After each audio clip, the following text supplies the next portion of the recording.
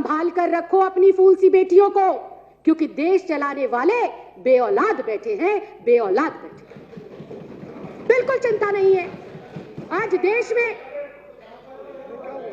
महिला सुरक्षा पे तो महिला सुरक्षा बेतुकी बातें हैं। महिला सुरक्षा बेतुकी बातें लगी है आपको? बेटियों की सुरक्षा आपको बेतुकी बातें लगती है? अध्यक्ष जी, इनका शब्द निकलवाए आप, पहले कार्रवाई से बेतुका शब्द निकलवाए। मैं आपको शर्म आनी चाहिए।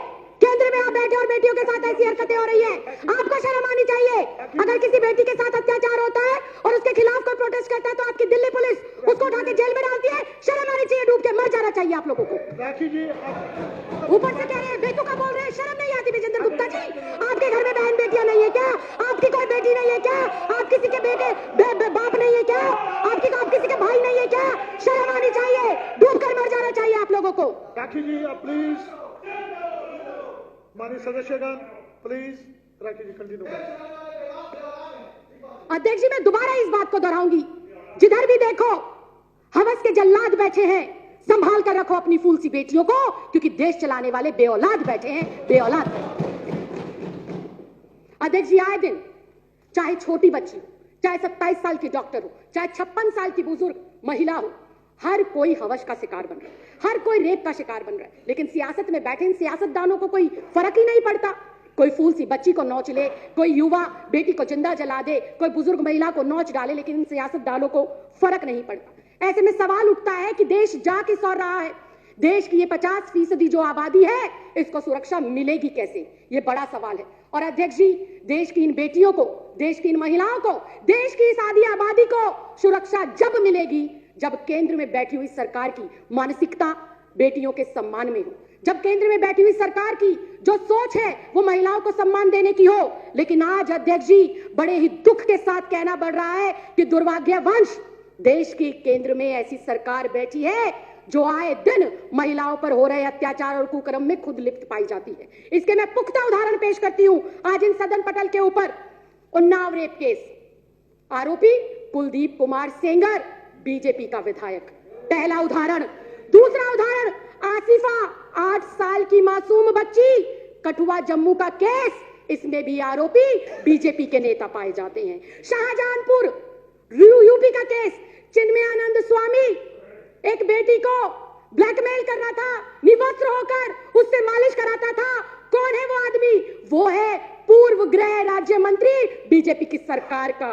और स्वयं बहुत दुख के साथ कहना चाहती हूं, स्वयं देश के प्रधानमंत्री पाए गए बेटियों की सुरक्षा जो है जासूसी कराते हुए, स्वयं इस देश का गृह मंत्री नामजद तरीपार रह चुका है। ये मैं नहीं कह रही, ये मेरे देश का कानून कहता है, ये मेरे देश के न्यायालयों ने और जजों ने कहा है, ये राखी बिड़लानी आम आदमी पार्टी नहीं कह रही है। अध्यक्ष जी, ये इतना गंभीर मामला, देश की आधी आबादी आज बाहर निकलते हुए ये सोचती है कि मैं वापस आऊंगी या नहीं आऊंगी। आज हमारे माँ बाप, हमारे भाई बहन, हमारे रिश्तेदार, जब मेरी जैसी बेटियां अपने काम पर पढ़ने के लिए, लिखने के लिए जाती हैं, तो पता नहीं होता कि किस स्थिति, किस परिस्थिति में वो बेटी वापस आएगी।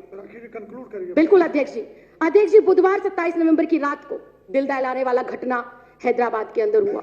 एक 27 वर्षीय डॉक्टर का स्कूटी खराब होता है और उसको मदद के बहाने 4 लोग घेर लेते हैं और उसके साथ गैंगरेप होता है, उसे जला दिया जाता है।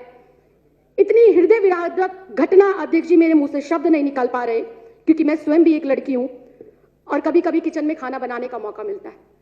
गलती से गर्म कढ़ाई को छू लेते हैं अध्यक्ष जी, तो अगले 2 दिन तक उंगली दर्द करती है। उस बेटी को जब जलाया गया होगा अध्यक्ष जी, हमारी जैसी बेटियों की आत्मा कैसे आज कुलमिला रही है, आप समझ भी नहीं सकते। और ये सामने बैठे हुए बीजेपी के लोग कहते हैं कि किस तरह की बेहुदगी की जा रही है। अध्यक्ष जी, इसके खिलाफ कोई ना कोई कार्रवाई जरूर होनी चाहिए। और ऐसे में जब दिल्ली के अंदर एक अन्नू नाम की लड़की उसके खिलाफ आवाज बुलंद करती है, अकेली वो अपनी हिम्मत जुटाकर धरना देती है, तो वही केंद्र शासित जो दिल्ली पुलिस है उस बेटी के साथ बर्बरता पूर्व जो है काम करती है, उसको मारती है, पीटती है और जेल में डाल देती है। तभी उसका संज्ञान लेते हुए दिल्ली महिला आयोग की अध्यक्ष जाती है और उसकी मदद करती है।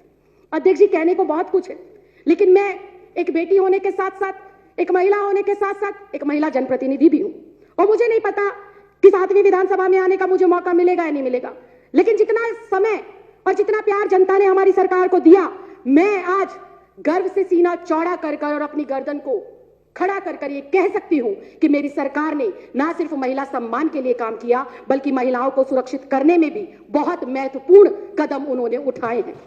अध्यक्ष जी, हमारी सरकार ने महिलाओं की सुरक्षा हेतु 2.5 लाख से अधिक 2.5 लाख से ज्यादा सीसीटीवी कैमरे लगाने का काम करा। यह विश्व में पहला ऐसा राज्य है जहां पर चप्पे, चौक, चौराहे, गली, नुक्कड़ के ऊपर महिला सुरक्षा हेतु सीसीटीवी कैमरे लगाए गए। वहीं एक दिन के अंदर हिम्मत चाहिए और जज्बा चाहिए अरविंद केजरीवाल जैसा, एक दिन के अंदर 15,000 मार्शल बसों में तैनात करे गए दिल्ली की बेटियों, महिलाओं और बच्चों को सुरक्षा मुहैया कराने के लिए। वहीं पर 2 लाख से ज्यादा स्ट्रीट लाइटें, डार्क स्पॉट खत्म करने के लिए लगाए जाने का फैसला लिया और बहुत जल्दी वो लगाई भी जाएंगी। दिल्ली महिला आयोग ने पिछले चंद सालों के अंदर कई दशकों से पेंडिंग पड़े हुए केसेस को तुरंत निपटाया और पीड़ित महिलाओं के घर पर पहुंचकर उनको सुरक्षा मुहैया कराई और उनको सहायता देकर उनको न्याय दिलाने का काम करा।